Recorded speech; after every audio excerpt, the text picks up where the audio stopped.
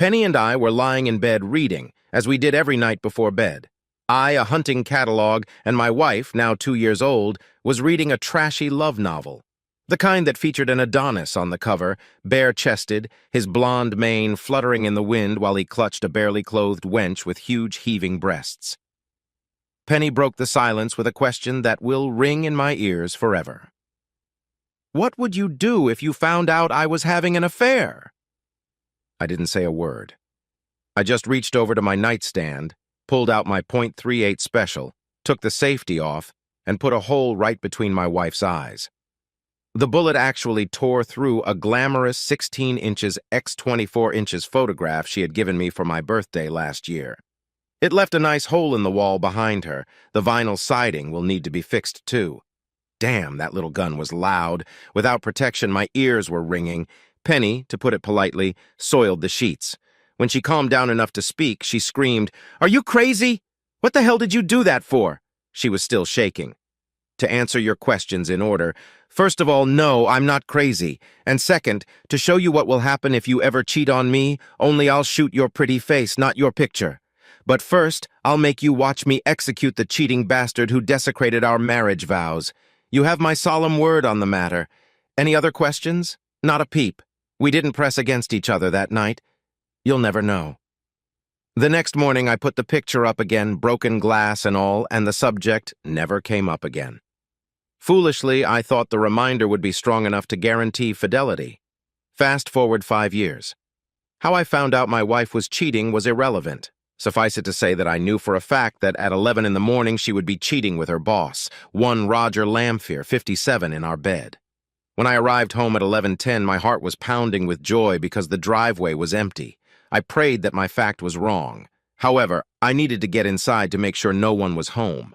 Our house has a side entry garage, and I was able to pull into the driveway without being seen from the master bedroom.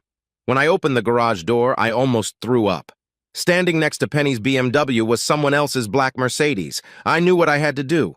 I took a deep breath and calmly loaded the 12-gauge pump shotgun with 6 high-velocity rounds. They were duck cartridges that spit out steel that shot more than 100 feet into the air. I made a circle and slowly opened the door. On the floor of the Italian marble hallway lay a pile of discarded clothes that Penny just had to have. Fury boiled over when I saw my birthday present for her hanging from the banister. Lace panties and bra that my wife had yet to wear for me. As I climbed the spiral staircase, I could hear them having sex like animals in our marital bed. No words, just guttural sounds like two lovers who can't speak. The door was open and I could see Lamphere pounding my wife and his fat white ass jiggling with each thrust. I waited until he straightened up and then walked up behind him so Penny wouldn't see me. I wanted this to be a surprise badly.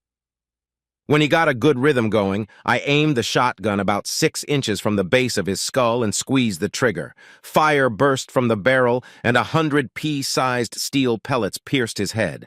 I was amazed to see his body take 2 more jolts before collapsing onto Penny. Penny let out a single scream as the bright red blood and gray matter of his brain splattered over her. Then she fell silent. She fainted. I had never killed anyone before, and I didn't know what to do. I really wanted to talk to Penny before I executed her, so I rolled the dead bastard off her and onto the floor. The bullets had made a neat hole about 1 inch in diameter in his forehead. Until today, every dead person I'd ever seen had been made up by an undertaker to look like they were asleep. No, Lamphere looked very dead, and he would not be buried in an open casket. He fell to the floor with a thud, and then I saw that his eyes were still wide open, looking at me. I have to admit this made me nervous, so I pulled the blanket off the bed and threw it over the corpse. After a few minutes of waiting, I began to lose patience. I went to the bathroom, poured a glass of cold water, and splashed Penny in the face. She sat up and shook her head. It looked like she was trying to figure out if this was all a bad dream. She realized it wasn't when she ran her hand over her face and was rewarded with a handful of Lamphere's brains. I could see that she realized the reality of her predicament by the pure terror in her eyes. She tried to scream, but fear prevented the sounds from escaping. The only sound was her gulping for air with her mouth, like an asthmatic trying to draw breath. All too soon, that was replaced by her banshee-like screams. I was beginning to worry that I wouldn't have the guts to shoot her. I mean, it's one thing to shoot a fat fuck in the back, but it's quite another to kill the woman I loved. I mean, I'm an accountant, not an assassin. You know I get mad when you cry. I'm telling you right now, cut the crap. It won't help you one bit. I offered her a towel to wipe the brains and blood off her exposed breasts.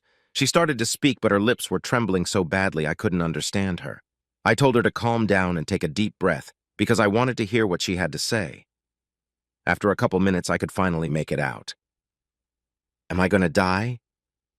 Remember what I told you I would do if you had an affair? She nodded her head. Can you give me one good reason why I shouldn't kill you?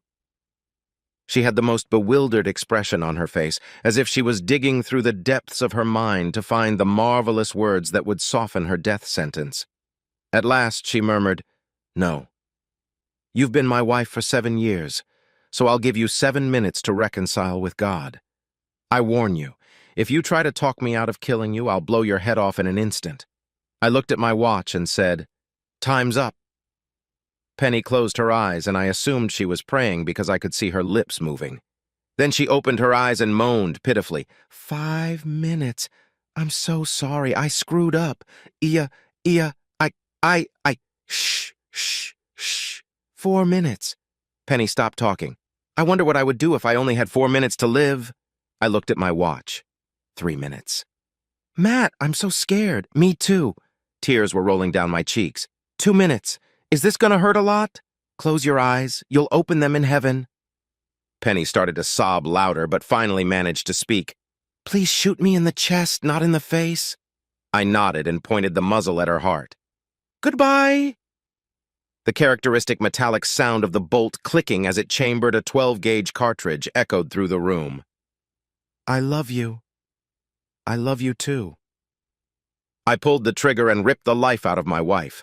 The shot blew a hole in her chest the size of the hole she left in my heart. I sat down next to her lifeless body and cried for at least an hour. Then I pulled out a notebook and began writing my confession. I started by telling her about the hole in the painting and ended with, I am a man of my word, and I kept my promise to my wife. My stomach rumbled, and I realized that all I had eaten all day was a cup of coffee. If I call the police right now, I'll be lucky if I have time to eat something before tomorrow morning, I thought. And then inspiration struck. Pizza. I went downstairs and found the menu for the Italian restaurant next door that delivered food. I figured this would be the last pizza I'd ever have. I opened a bottle of beer, which would no doubt be my last, and wrote a note to my brother while I waited. I told him how to dispose of my property, bank account information, etc. I put Penny's insurance policy, all the cash I had on hand, and a bunch of keys in a priority mail envelope, sealed it, and then stuck the correct postage on it. 30 minutes later, the doorbell rang. I handed the delivery guy $25 and said, Keep the change. I made his day. I wasn't sure if it was real or not, but I remembered that almost every detective show takes away the bad guy's belt and shoelaces to keep him from hanging himself. I knew there would be TV cameras in court, and I didn't want to walk around like I was homeless.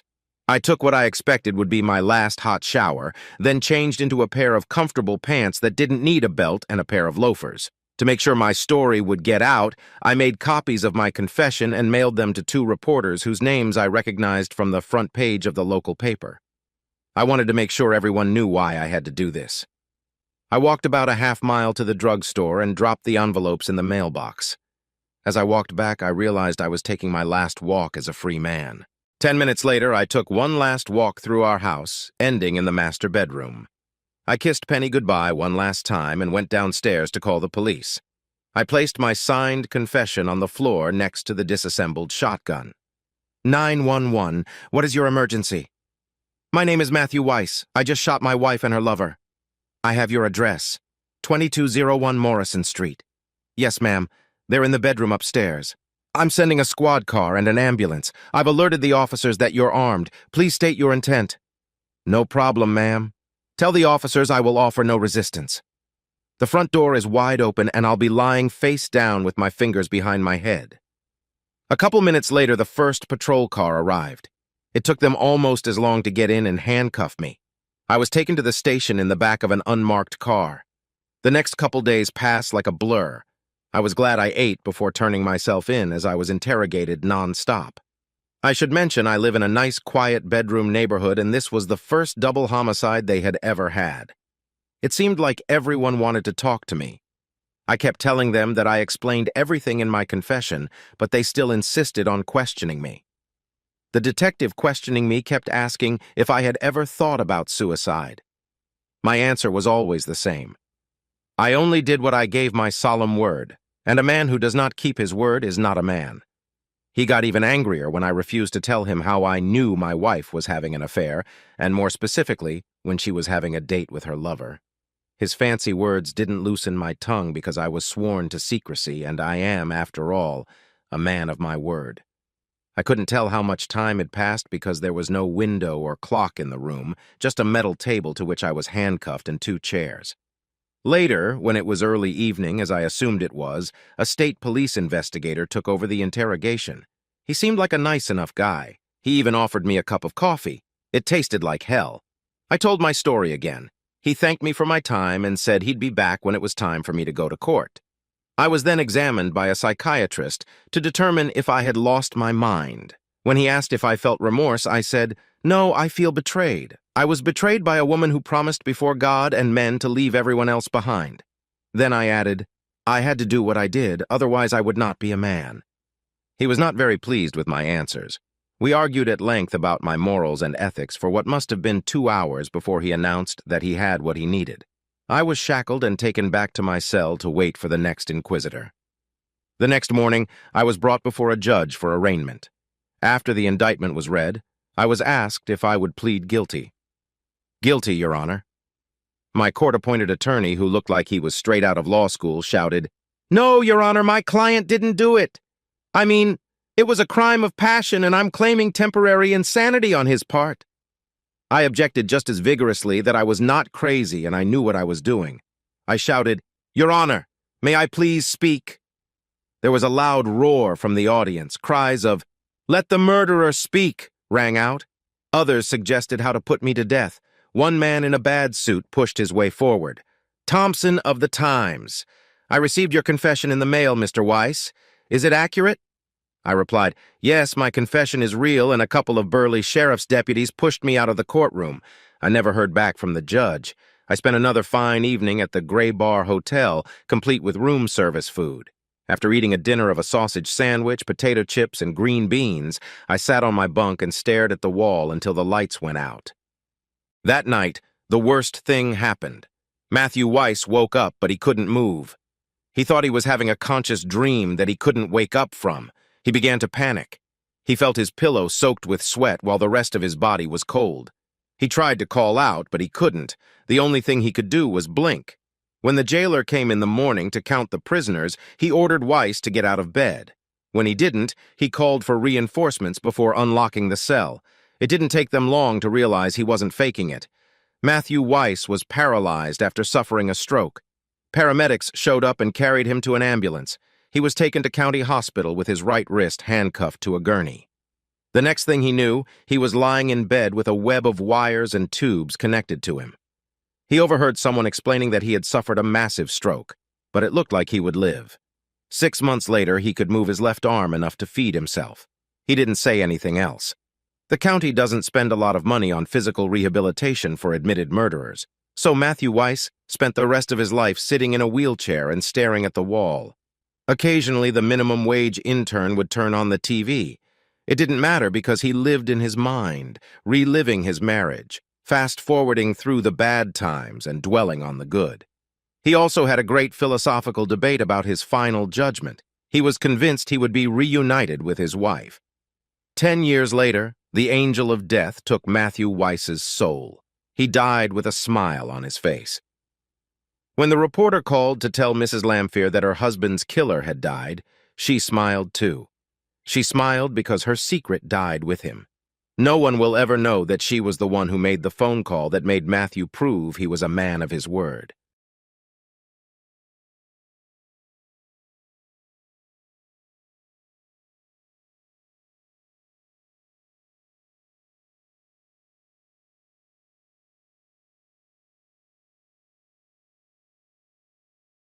I looked at my wife of 5 years and said, "Erin, it's either him or me. No in-between options." She's sitting next to my nominal boss, Plato Giannis, and until I spoke, she was holding his well-manicured hand. And then she took her hand away. A look of mingled confusion and fear appeared on her beautiful face.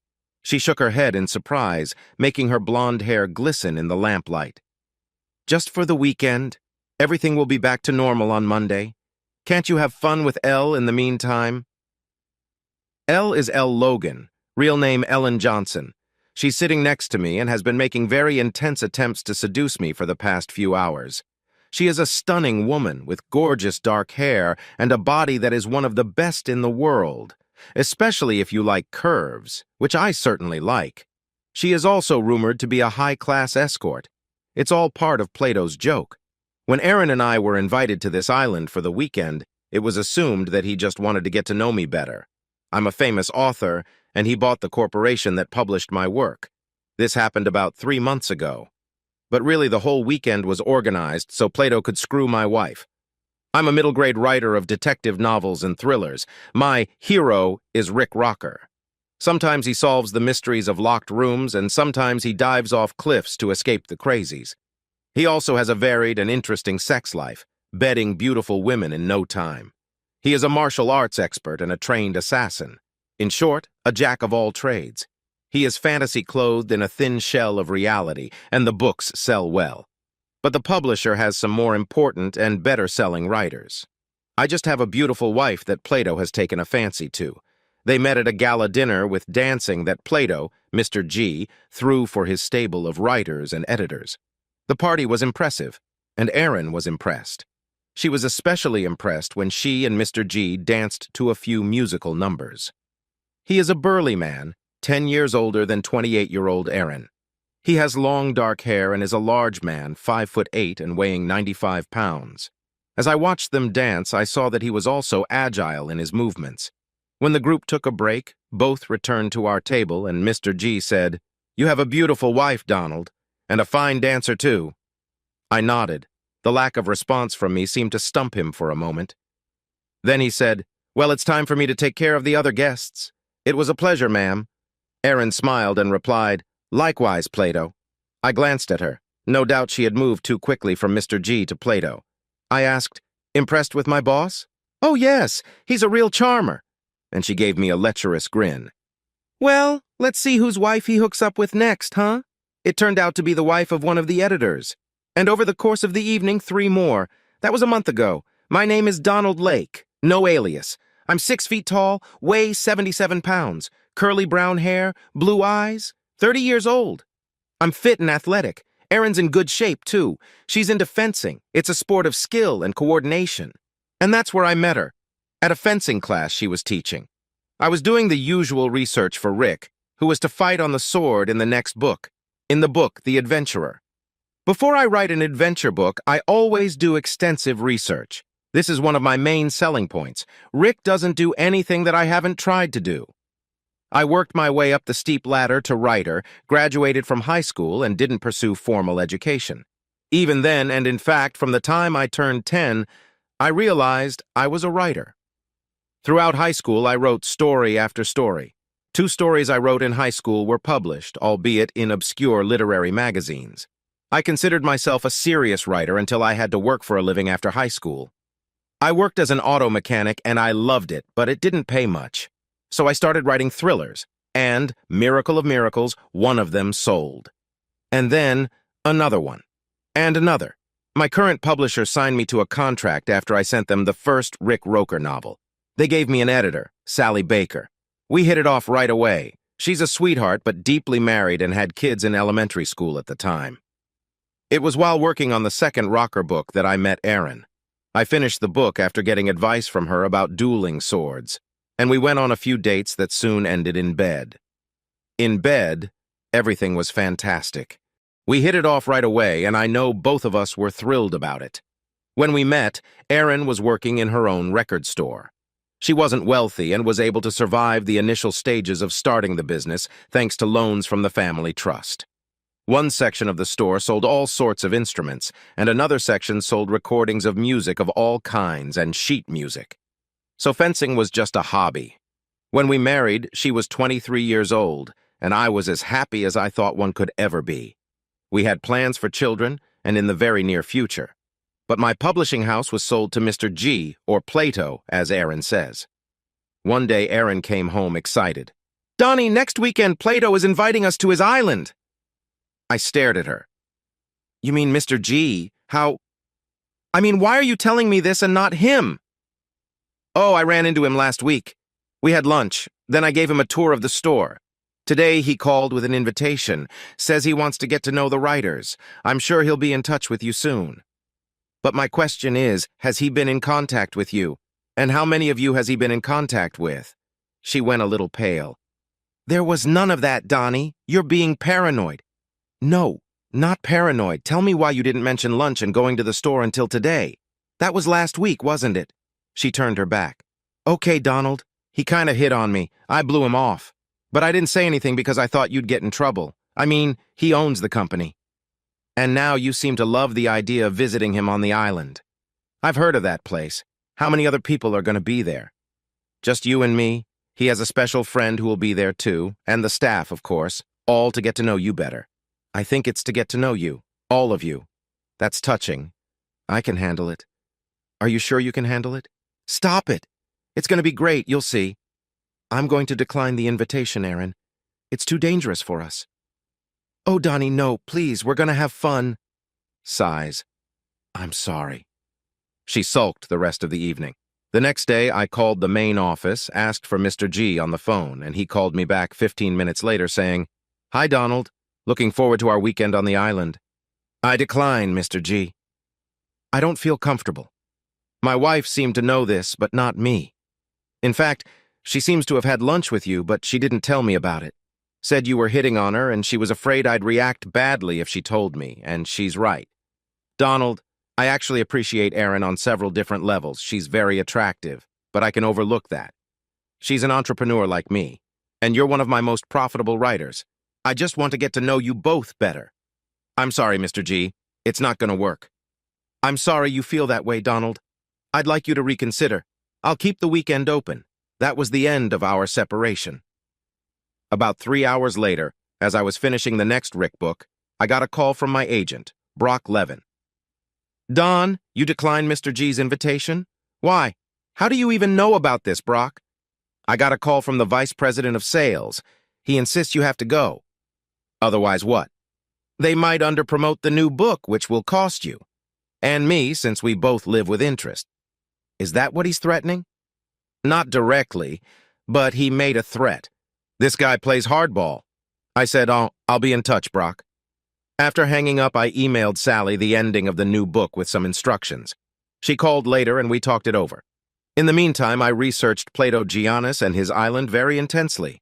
The island was called Hedonism. It means pleasure in Greek. An island of pleasure.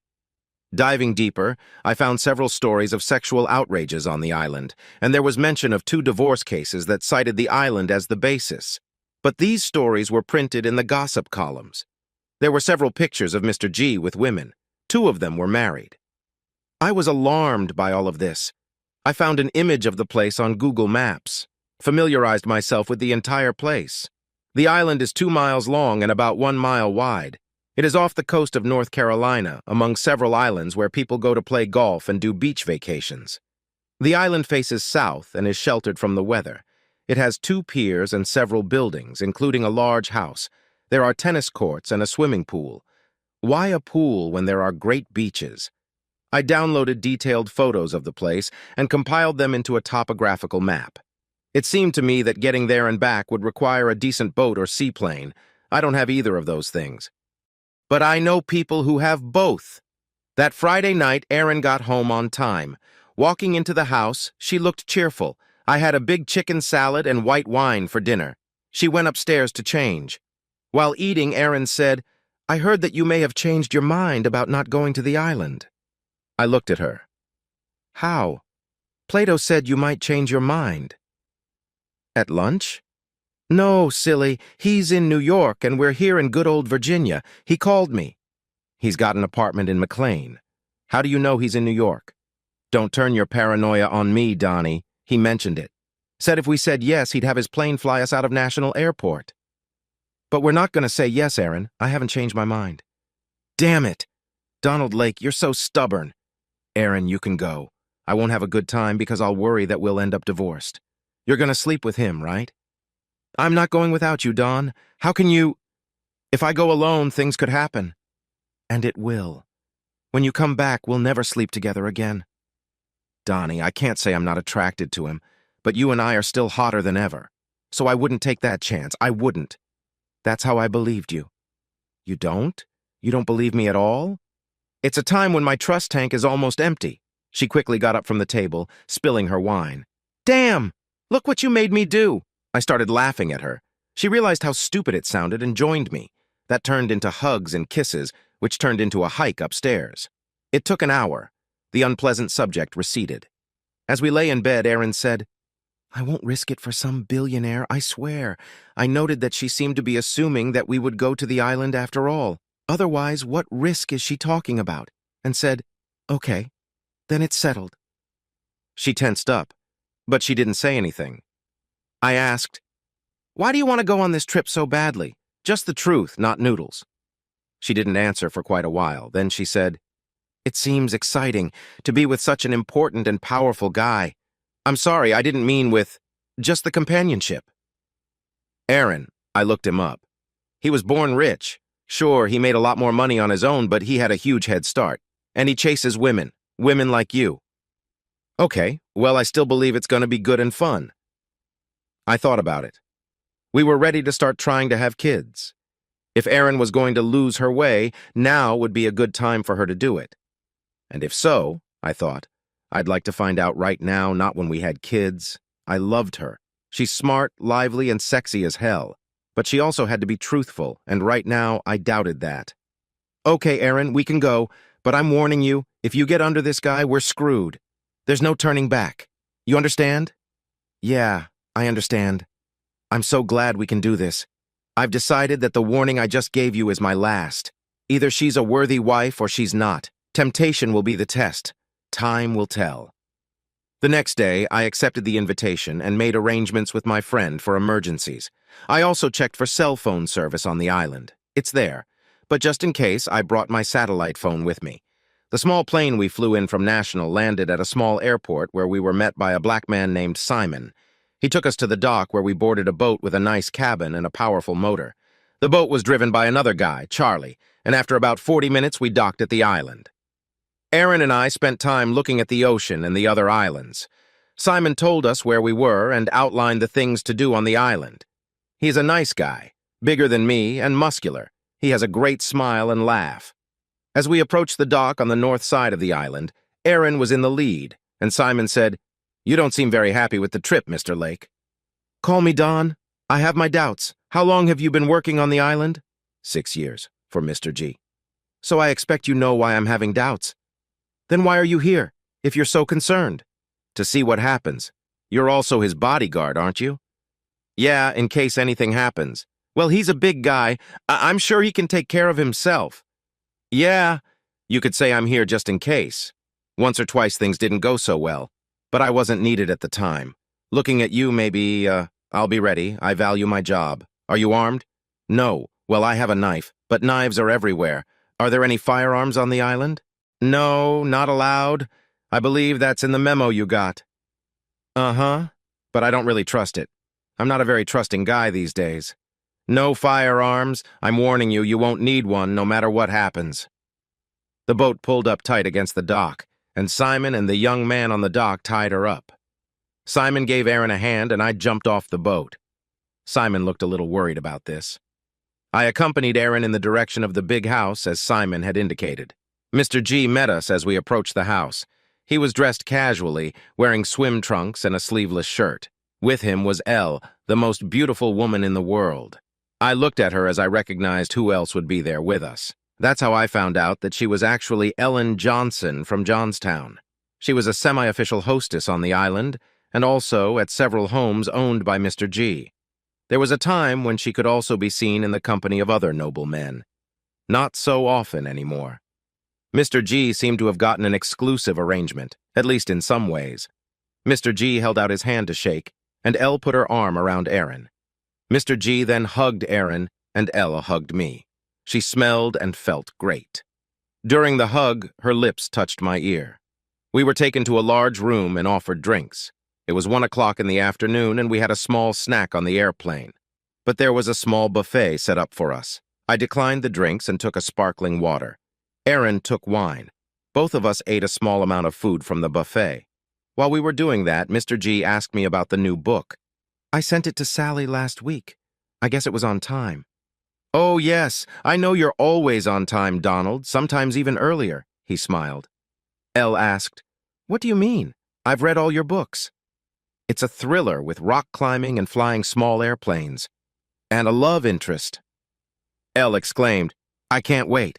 Maybe I can watch it early. Mr. G encouraged, We'll see, dear, and turned to Aaron. My dear, how's the music business going? Mr. G, It's doing great. Maybe I should have said crescendo. Some giggling ensued. I said, I think Marjorie's new book will sell well. Marjorie is Marjorie Wright, who wrote serious fiction but still sold a lot of books. Yes, she's moving up on our sales list. But Donald, she's a long way from you and Morgan. Morgan, under the name Belle Starling, is a romance author. She is the #1 salesperson in our company. Morgan just bakes them, I said mockingly. Mr. G laughed. He does to my advantage. I looked over your contract last week. You owe us another book. Yes, I do. By Christmas, I think. 9 months. But it's already a work in progress. Elle said, You're changing topics? Yes. Sometimes thrillers need a break. That's when I switch. The next book is an English village mystery. I researched it when we were there last summer. Elle said, Plato was very complimentary about your sales. Each book sells better than the last. Aaron picked up on that. He's building a readership. For the sake of our future, my store makes a regular profit. Elle said, But you have family money? Yes, I have it. For now, after the store started operating, I don't touch them. Mr. G jumped up. If dinner's over, let's go swimming. And he jumped out the door. Elle said, If you have your bathing suits, I'll show you to your room and you can change.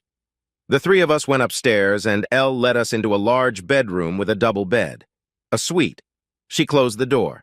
We changed into our swimsuits. I had regular swim trunks, but Aaron wore a tight pink bikini. I said, That's a bit much, huh? Who are you trying to impress? I just want to look good. Ella is so beautiful. No more so than you, honey. She didn't like my tone, but she held her tongue. When we came downstairs, Ella was in a blue electric blue bikini as small as Aaron's. I was completely in love, in both of them. We got out and walked to the beach on the south side of the island. There was a wooden walkway. Mr. G was already in the water, swimming behind the breakwater. Aaron said, I don't want to swim that far. Neither do I. Saying this, Elle shuddered. I dove into the surf, surfaced, and swam to where Mr. G was crawling, cutting the water. I joined him. He was a good swimmer for a man of his build, but my build was more suited for the water, and I kept up with him easily, occasionally changing paddles. I kept swimming until he got tired. He headed back, and I followed him. As we neared the shore, a big wave knocked him down. I walked over to him and picked him up. He was spitting out seawater and sand. I held him firmly, and we got out. I saw that his legs felt like wet noodles, probably because he had overexerted himself in the swim competing with me. But he recovered quickly and withdrew from my help. I'm fine. It's just that this wave took me by surprise. We walked over to the women lounging in the sun loungers, and I asked, Who wants to swim? Immediately, Ella stood up. She raised her arm, causing her top to slip down slightly. Aya! And she ran into the surf. I looked at Aaron. She shook her head. Then I ran after Elle. The view from the back was spectacular. She dove into the surf like an Olympian and swam out over the breakwaters. I followed her. She swam better than Mr. G. I was impressed by that. We swam alongside each other for some distance, and she called out, Let's turn around, which she did. The flash of flesh interested me. I let her get about 4 meters ahead of me and watched her from the side. She flipped over and swam on her back. Her breasts jiggled back and forth in the water and on the surface. She was an absolutely stunning woman. Backstroke swimming was my specialty, so I joined her, swimming alongside her. We swam for some distance, and then she said, I've had enough, and swam toward shore. I waited a bit to watch her from behind. When I surfaced out of the surf, I was totally done. Couldn't do anything with her, and I didn't even try. Aaron and Mr. G were nowhere to be seen. But Ella was looking right at my tight-fitting swim trunks. She said, "How can you be like that after swimming like that? What are you, Superman?" I laughed. "There's only one way to find out." She took a step toward me, then stopped, saying, "We can't do this here, as much as I'd like to." She turned and ran. She wasn't as fast on land as she was in the water. I caught up with her easily, and we went out onto the veranda. Ours was nowhere to be seen. I wondered if it had happened already. Ella asked, "So do you really do what you write?" "Yeah. Well, I mean, I can't jump between buildings, but I'm trying to see how plausible it is for Rick to do those things."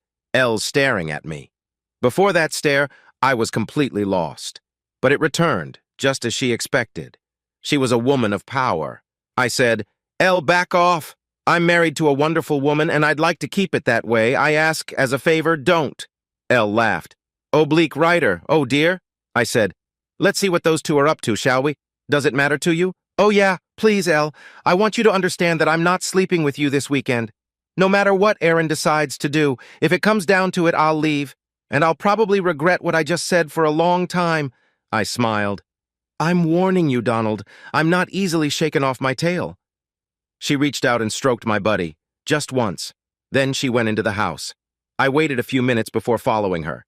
Going upstairs to change, I didn't see anyone. But when I entered our room, the shower was already running. As soon as I heard it, it stopped. There were no voices. Aaron opened the door, wrapped in a towel. She awed when she saw me and asked, "Did Ella get you yet?" "No.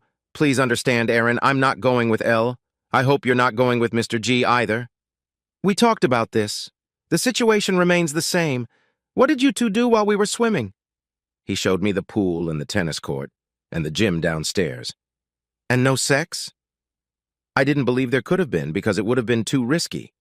They had no idea how long Ella and I would be gone, and I was sure they'd been watching us for a while we swam. "No, he was a gentleman. That's fine.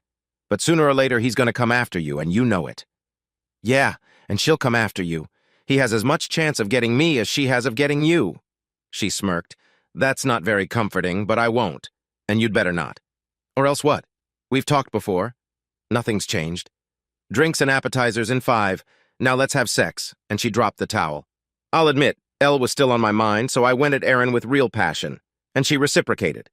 When we were done, we realized the windows were open. Aaron said, "Well, whatever. After all, we're married." I looked out the window. Sitting in a chaise lounge about 6 meters away from us was Elle. She looked up and smiled, waved, and then reached for her shorts. I stepped away from the window. Aaron noticed I was ready again and stared at me, then looked out the window. For a while, she stood mesmerized. A moaning sound came from outside.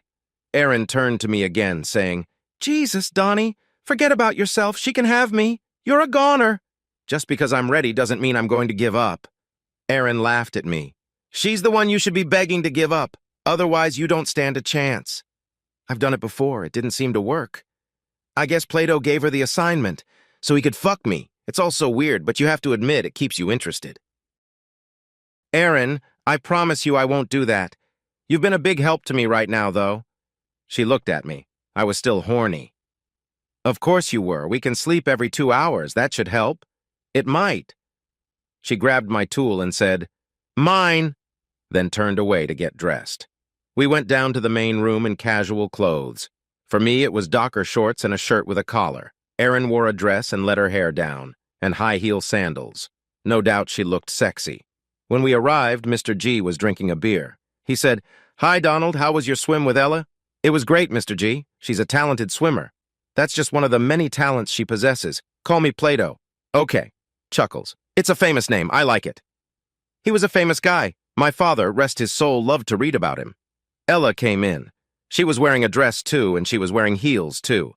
The dress seemed modest, but it wasn't modest on her. I'm sure Aaron was feeling a little insecure, and, as I realized, that was part of the game. Elle was supposed to outshine Aaron, who in turn would try to assert herself by getting herself Plato. I moved over to Aaron and put my arm around her shoulders. Plato said, There's wine, cocktails, beer, and some pretzels. Pretzels are my favorite. Saying this, he ate one of them. For a while, the four of us chatted. Then Elle took me to show me the house. It was impressive. The gym is great equipment. I asked, "Does Plato use it?" "He lifts weights." She pointed to a bench where a barbell was set up. "It's heavy." I slid onto the bench under the barbell. I carefully took it off the racks and did 5 reps, then put it back down. Elle stood right above me, staring at me the way she knows how, and afterward said, "He only does 3. Then he rests." She was breathing hard. I picked up the barbell and did 8 more reps. Then I put her back down and said, "Everyone has their strengths, and you have so many. You know what my role should be this weekend? Seduce me so Plato can fuck Aaron?" "Yeah, it's happened before. I always get the job done, even if it's usually not very pleasant. But you're gonna be more than pleasant, I think." She gave me a killer smile. "If I beg you, will you stop?" I was actually being serious when I said that, but she seemed to think I was joking. "No, but I'd enjoy seeing you beg." She wandered up the stairs.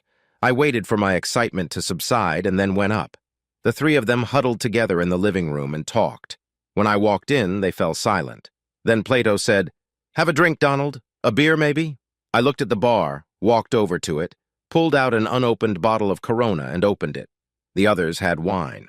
We chatted some more. Then I asked, "Are you finished discussing your plot, or should I get out?" This caused an awkward silence. Elle silently watched the other 2, mostly Aaron. Aaron looked at Plato, and the latter said, "So no secrets." "Iya." At that moment, Simon walked in and announced dinner. We made our way to the dining room where the food was spread out on a buffet. It was a family form of service. We sat at one end of a large table. Water was poured, but I drank my beer and didn't drink the water. The interruption eased the tense situation I had created, and we chatted amicably about politics and baseball. Plato was a Yankees fan. Aaron and I were Orioles and Nationals fans. Elle liked the Pirates. She was originally from Johnstown. Simon served dessert, tiramisu. I missed mine. Plato seemed to notice that. "Not eating dessert? That's great. I have to keep my waistline in check." "Bah, you have no body fat. I saw it when you were swimming. You don't drink water, only beer." "Plato, as I told my wife before we came here, my confidence tank is empty. Can you blame me?" Aaron said.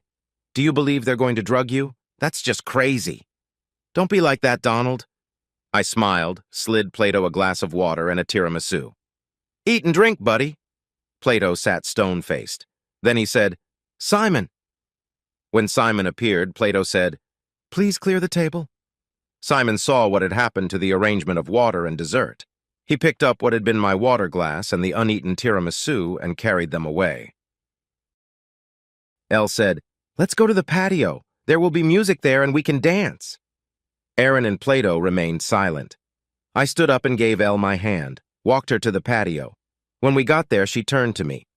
"You really blamed him about the food and water? Do you really believe he'd slip you drugs? Do you?" "Maybe. I wouldn't have thought so, but he didn't take either of them." "So he asked his boyfriend to take them away. The other 2 came out, and soft music started playing. I walked over to Aaron, took her by the elbow, and led her away from Plato to the open area. We danced. She usually dances well, but she was stiff at first. Afterward, though, she relaxed. She snuggled up to me and whispered in my ear, "I love you, Donnie, always. I love you too, Aaron." We danced on. The music ended and we sat down at a table with Plato and Elle. Just then the music started up again and Elle came up, holding out her hand to me. She led me out onto the floor. We danced. I saw Plato dancing with Aaron. Elle may have been the world's best distraction. With her sweet, subtle scent and the curves of her body, she put me into some kind of trance. Every time she worked on me, I was immediately enthralled, and this time too. I could see Plato's hands on Aaron's ass, and I didn't see her push them away. I pulled away from Ella, covered the short distance to Aaron and Plato, and just stood there looking at them. Aaron saw and tried to move away from Plato. The same continued to keep his hands on her ass. She poked him lightly in the chest and said, "I don't want any trouble, Plato. Let go." He let go, but took her hand and led her back to the table. Elle came back after me and we sat down. She was very close to me. Aaron held Plato's hand as they sat next to each other. Plato said, "I'm very disappointed in you, Donald." Elle is a fantastic lover. She will give you one of the most powerful and delightful experiences of your life. And yet, you're denying her that chance. I have a wife. No trading, and that's how we got to the point we were talking about in the beginning. I turned to Erin and said, "It's either him or me. No in-between options." She took her hand off his arm, but looked at me and said, "It's just for the weekend. It'll be back to normal on Monday. Can't you have fun with Ellie in the meantime?" I gave her a hard look. "And you do that? No kidding, yes or no, even if it means it's over between us?" "No, I don't see why it has to mean that, but, I won't." I held out my hand to her and she took it. I pulled her to me and gave her the hottest kiss I was capable of, stroking my hands up and down her body. And then I pulled away. My tears came out. I breathed out words that nearly killed me. "The mere fact that you would fuck this guy means it's over between us. It's over between us." I turned and walked towards the stairs. She screamed, "No, Donnie, no!" I got to the top of the stairs, grabbed my bag that I had packed before, and went out the back fire escape. I made the call and, sobbing, ran into the darkness. As I ran, I could still hear the screams. About 20 minutes later, I heard an airplane. It had landed near the south dock and came toward me. My buddy Todd Jacobs was flying it. I was walking toward him when Plato and Simon appeared behind me. Plato shouted, "Oh, no, you asshole. You can't run away. You have to stay here and calm your wife down." He lunged at me. I was already on the dock. Plato was out of control and unable to fight. Simon was holding back, probably because Todd had a gun pointed at him.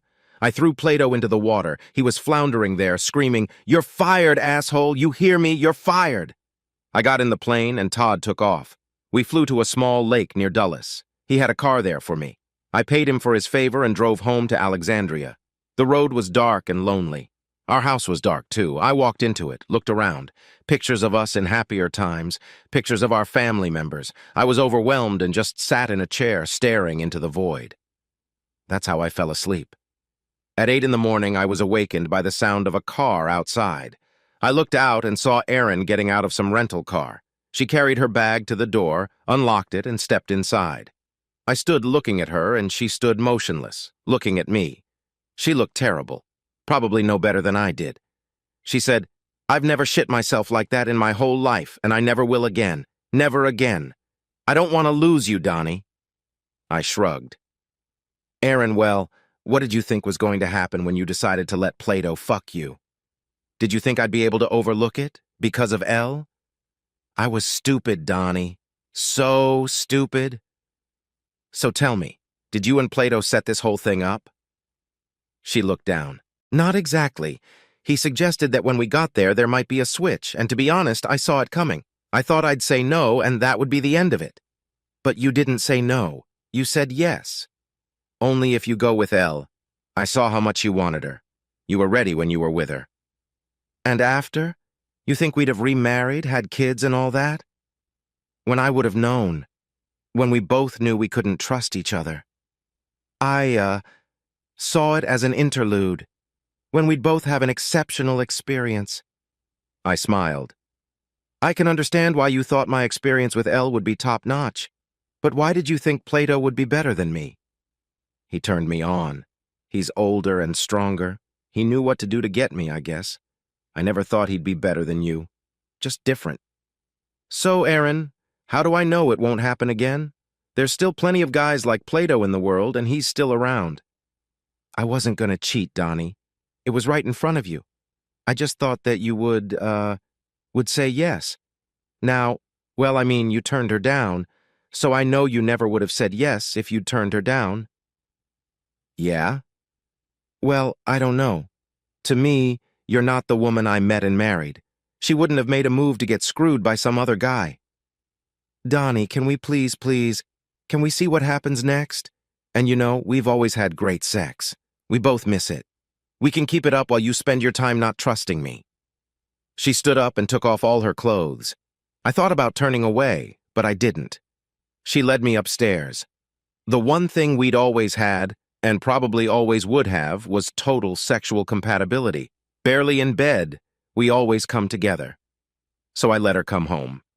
10 years later, I was picking up the kids from the school bus. It was 3:15. Jessica is 8 and Robert is 6.